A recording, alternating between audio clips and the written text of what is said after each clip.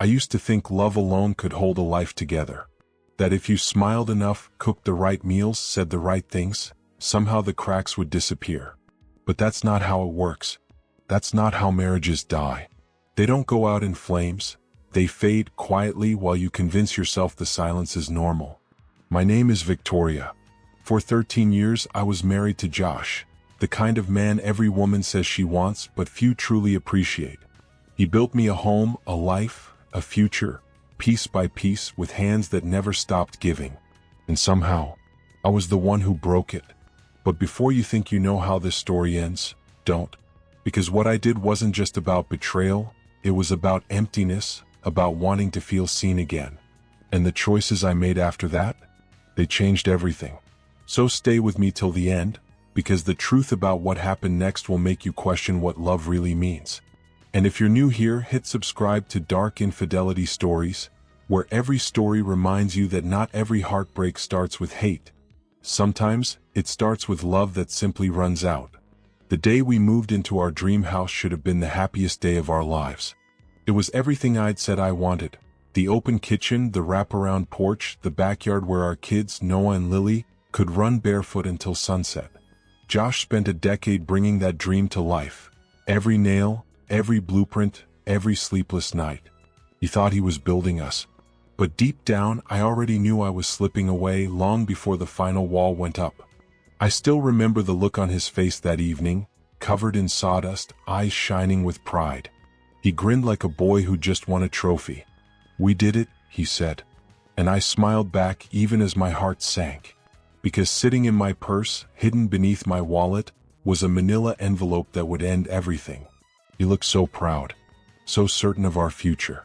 And all I could think was, "No, Josh, you did it." I just watched. For weeks, I'd practiced what I'd say, how to sound calm, composed, even kind. But when I finally handed him that envelope, the one with the divorce papers, my hands shook so violently the edge sliced my skin. At first he laughed. God, I can still hear that laugh. The kind people make when they think it's all a cruel joke. Then the realization hit him, and the laughter died. The silence that followed felt like something wholly breaking. I told myself I was doing the right thing, that I deserved more, that love shouldn't feel like loneliness inside a full house. And David, the man I'd been seeing in secret, made me feel seen. Or at least that's what I wanted to believe. He was older, confident, smooth, a family lawyer who always looked like he had life figured out. He told me he could help me start over. And at the time that sounded like freedom. Josh didn't yell that day. He didn't throw anything or beg. He just stared at me, eyes hollow, as if watching something good bleed out in front of him. That silence hurt more than any rage ever could. That night, I took the kids and told them we were staying with Aunt Claire for the weekend. Lily asked if Daddy was coming too. I couldn't even meet her eyes when I said no. I spent that weekend at David's apartment. Marble floors, city view, everything polished and perfect. He told me I was brave, that I'd made the right choice. But lying there in his bed, staring at the ceiling, all I felt was hollow. Still, I buried that feeling deep down. Because admitting it meant admitting I'd made the biggest mistake of my life. When I came home Monday morning, Josh was already gone for work. The house felt sterile. Too clean. Too quiet. Divorce papers sat neatly on the kitchen counter. Sighed. No fights, no messages. Just silence. It should have felt like freedom. Instead, it felt like standing in the ashes of something I had burned with my own hands. Weeks rolled by. David started showing up more often. Smiling, confident, parading our new beginning like a trophy. He took care of all the legal filings, promised me security, reassured me that everything would go smoothly. "Don't worry, babe," he said once with that self-assured grin. "I've never lost a case." I smiled back, pretending that was comforting. But then came the first custody meeting. Josh wasn't the same man I'd left. Gone was the heartbreak. What replaced it was focus, a quiet, dangerous calm. Sitting beside him was his father, Edward, a seasoned attorney with 40 years in family law. The kind of man who could destroy someone's life with one sentence. When I caught that faint smirk on Edward's face during mediation, my stomach turned. They were planning something. I could feel it. I told David afterward, but he brushed it off. "They're bluffing," he said. Classic intimidation. Don't lose sleep over it. But I did. Because every time Edward's gaze lingered on David, it wasn't random. It was surgical. Calculating. Josh didn't look defeated anymore. He looked patient. Like a man waiting for a storm he'd already seen coming. Still, I clung to David's confidence like a lifeline. He'd handled dozens of divorces, he knew the system, knew how to make things look clean. He promised me the house, primary custody, and enough support to start fresh. I believed him because I needed to, because doubting him meant facing my own guilt. So I built a new story in my head, that I was the victim. That I was just a woman who'd fallen out of love. But deep down I knew better. Every night, when I watched Noah and Lily sleeping, their small faces peaceful and unaware, I knew the truth. I wasn't escaping pain, I was handing it to them. I kept telling myself I'd make it up to them someday. When things settled. When the dust cleared. But someday never comes for people like me. And I had no idea then, the trap I was walking into had already been set. When you're doing something wrong, there's always that quiet voice inside you that whispers, "This will come back to you." I heard that voice every single night. And every morning I found new ways to silence it. But by the time I finally started listening, it was already too late. The first mediation was held downtown. And that's where everything began to unravel. The law office was all glass and polished wood, the kind of space that made you feel small before you even sat down. Every sound echoed. Every glance carried weight. David walked beside me, composed as ever, that sleek black folder tucked under his arm like armor. He wore his signature charcoal suit and that easy, confident smile, the one that used to calm me. But today it only made my stomach twist. Across the table sat Josh and his father, Edward. Edward Turner didn't need to raise his voice to command a room. His presence did it for him. The man was quiet steel. His gaze, cold and deliberate, could peel the layers off a person's composure in seconds. Josh didn't look at me right away. He sat there, fingers interlaced, those same hands that once built me a home now lying perfectly still, like the calm before a storm. David began speaking in that rehearsed tone I once admired, measured, professional, persuasive. He dropped words like custody, settlement, shared assets as if they were chess pieces he already knew how to move. When he leaned back with a confident smile and said, "We'll make this simple. Victoria keeps the house and primary custody of the children," I almost smiled too, until I saw Edward's expression. He didn't flinch, didn't frown. Just a faint twitch of his mouth, something between amusement and pity. Then, in that low, razor-smooth voice, he said, "Interesting, considering the land and building permits were purchased under my son's name long before your client even met him." The words hung there like smoke. My heart skipped. David's composure cracked for the first time. "Excuse me," he said. Edward reached into his leather briefcase, methodical, unhurried. He slid a folder across the table. "Here are the property deeds," he said, his tone maddeningly calm. "Registered to Josh Turner. Paid in full. The land predates the marriage. Which means, legally, it's non-marital property." Then his gaze shifted to me. "Sure. Precise. You have no claim to the house, Mrs. Turner?" It felt like all the oxygen had been sucked from the room. My chest tightened. David's jaw twitched, but he forced a smirk. "We can dispute that," he said. Edward's lips curved ever so slightly. "Of course," he replied. "You could also dispute gravity, but I suspect the outcome would be quite similar." Josh still hadn't spoken. He just watched me with that same tired expression. Not angry, not vindictive, just done.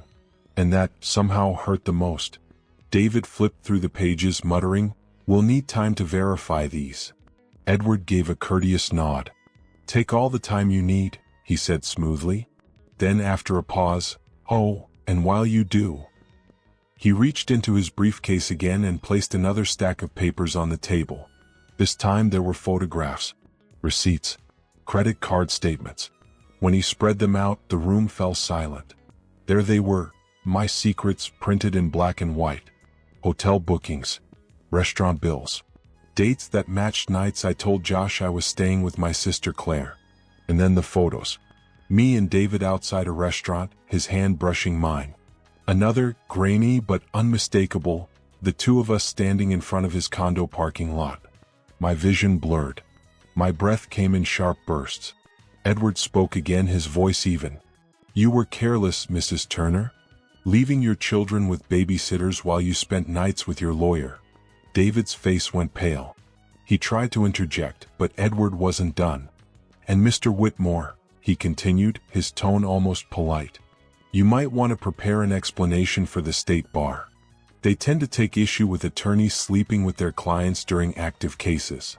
David froze. His knuckles went white around his pen. "You can't," he started. "I can," Edward cut in smoothly. "And I will if you attempt to press this any further." The silence that followed was suffocating. I could hear my own heartbeat thudding in my ears. Then Josh spoke softly, almost tenderly. "Was it worth it, Victoria?" The words hit harder than anything Edward had said. I wanted to answer, but my throat locked. My tears fell silently, blurring the ink on the papers that sealed my undoing. David closed his folder abruptly. "We'll discuss this privately," he muttered. But even he knew it was finished. The fight was over. When we left the building, he didn't say a word. Not until we got into his car, and then he snapped. "Why the hell didn't you tell me about that deed?" he shouted.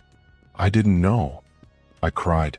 He slammed his palm against the steering wheel, voice sharp with panic. "You said everything was joint property." "I thought it was," I whispered. He cursed under his breath, eyes darting toward the windshield. "This isn't good," he muttered. "He's going to file ethics charges." That's when it hit me. He wasn't worried about me, he was worried about himself. The next few days blurred.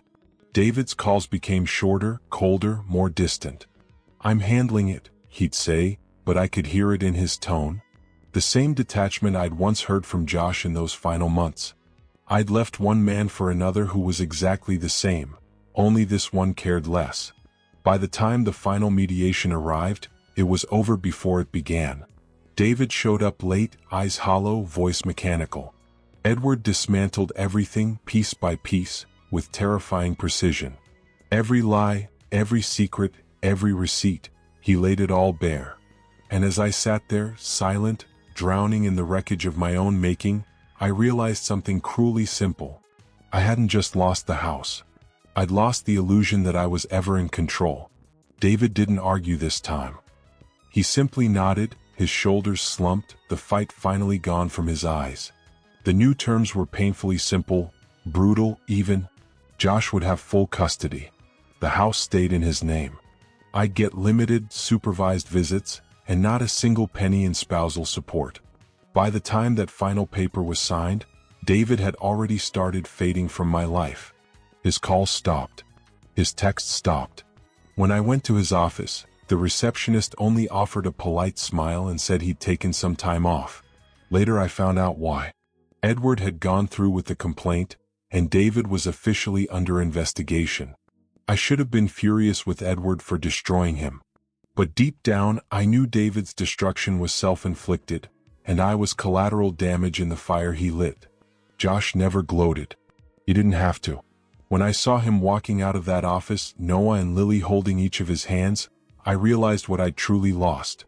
The very things I'd once claimed to crave, stability, safety, love, they were right there in front of me all along. I just traded them for an illusion that crumbled the second I touched it.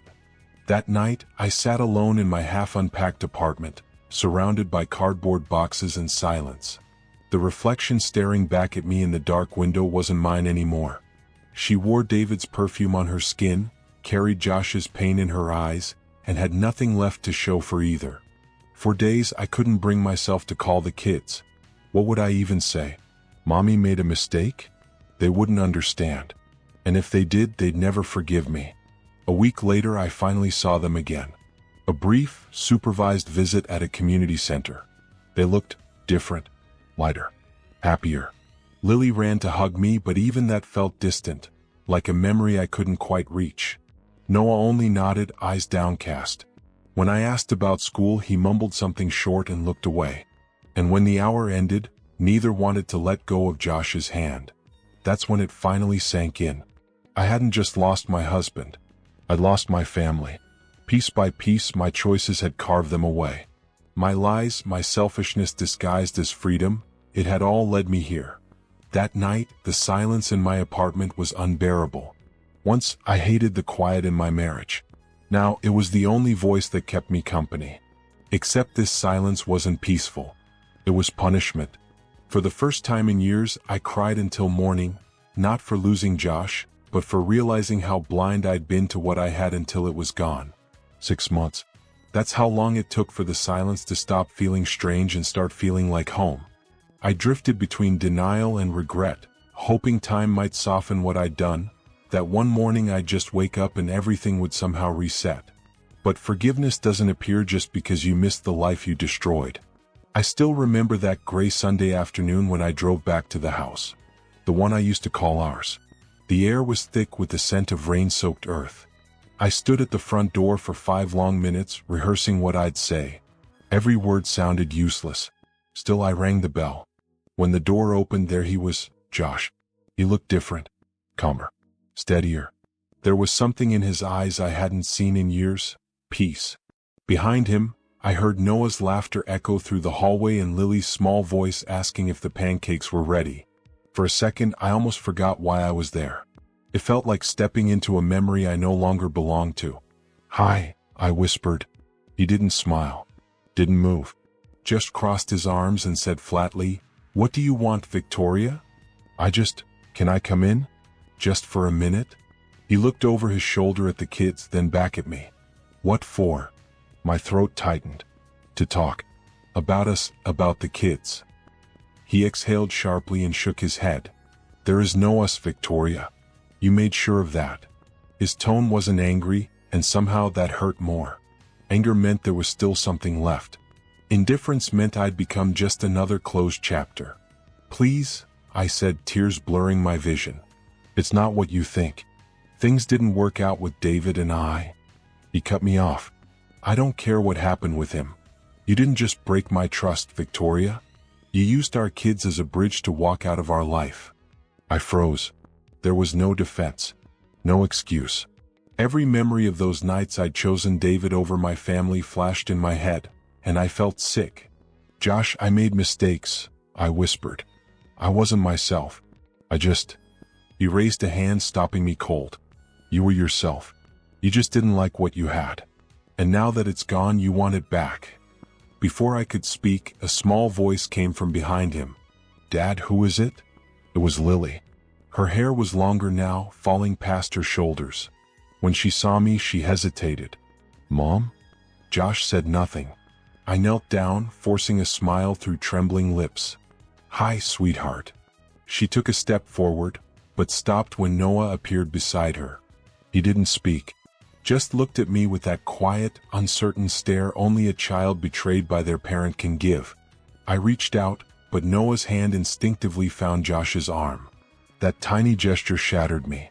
Can we talk?" I asked softly, glancing between them. "Maybe just the 3 of us?" Lily's voice wavered. "We don't need to, Mom. We're fine here." Her words were soft but final. Josh's gaze didn't waver. "You should go, Victoria." My throat closed. "I just wanted to see them," I whispered. He didn't move. "They're seeing you right now," he said quietly. "And it's confusing them. Don't make this harder than it already is." His voice was steady, almost tired. I nodded, blinking back tears that burned my eyes. I wanted to say something, anything, that would make him see I hadn't meant to destroy everything. But how do you explain betrayal to the person you betrayed? As I turned to leave, I heard Lily's small voice behind me. "Bye, Mom." It wasn't angry. It wasn't bitter. It was distant. And somehow that hurt more than hate ever could. I walked back to my car in silence, the sound of their laughter drifting through the open window behind me, a sound that used to mean home. Now it was the echo of a world I no longer belonged to. 2 years passed, and I wish I could tell you that time healed everything, that I moved on, found peace, or maybe someone new. But the truth? I didn't. Some nights I still wake up expecting to hear Noah's hurried footsteps in the hallway or Lily's sleepy whisper asking for water. Every time I open my eyes to silence, it feels like losing them all over again. My apartment now is small, quiet in the most painful way. No family photos. No laughter.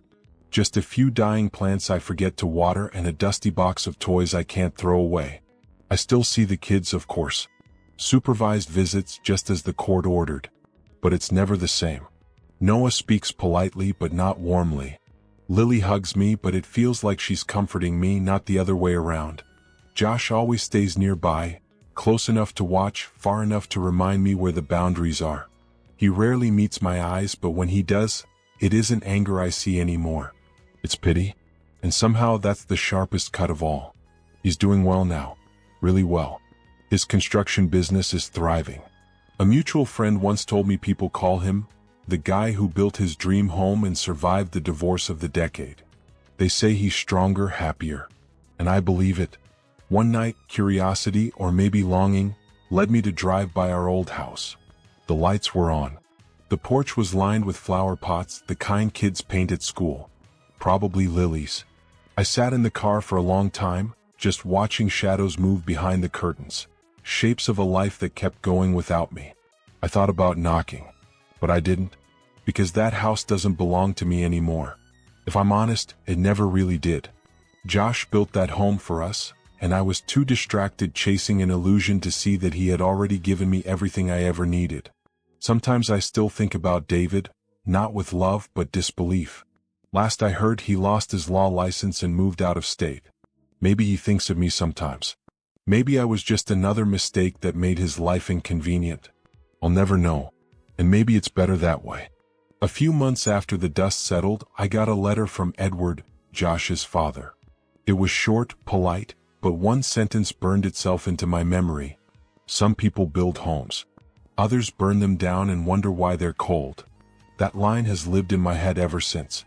Eventually, I started therapy. My therapist once told me, guilt is just love twisted into the wrong shape. She said the pain I still felt meant that I cared deeply. But caring doesn't mend what's been shattered. Sometimes it only shows you how deep the cracks truly run. 5 years later, the kids are older now. Noah's 15. Lily's 12. They have full, beautiful lives. Vacations, school events, friends. Josh sends me updates sometimes. Noah won his robotics competition. Lily's painting took first place. And every time I send back the same message, tell them I'm proud. Then I stare at my phone a little too long, knowing that's all I'll ever get, tiny glimpses into the life I once called mine. The last time I saw them both was on Lily's birthday. Josh invited me to her art showcase, said it might be good for her if I came. I stood quietly at the back of the room, trying to blend in as she unveiled her painting, a house surrounded by trees and sunlight. Our old house. After the applause, she walked up to me, nervous but smiling. "Do you like it?" she asked. "It's beautiful," I said softly, swallowing tears. "Just like you." She nodded softly. "I painted it because Dad said, homes are where you feel safe. So that's what I painted." Then she wrapped her little arms around me, just a quick, gentle hug, before running off to join her friends. I stayed there long after everyone had gone, staring at that painting. The home I lost, the peace they found. And for the first time, I finally understood. Josh never took anything from me. He just stopped letting me take from him. That night, when I got home, I found an old photo of us, standing in front of that half-built house, all smiles, full of hope. I used to think that was the day my dream began. Now I know it was the day his did. And even though I'll never be part of that dream again, I'm strangely grateful, because at least one of us got to live it. Sometimes the only redemption you get is knowing the people you broke finally found happiness, even if that happiness no longer includes you. If this story touched you, don't forget to subscribe to Dark Infidelity Stories, where every betrayal has a heartbeat, every confession has a lesson, and every ending leaves a scar. Tap like, share, and comment your thoughts, because sometimes the darkest stories are the most human ones.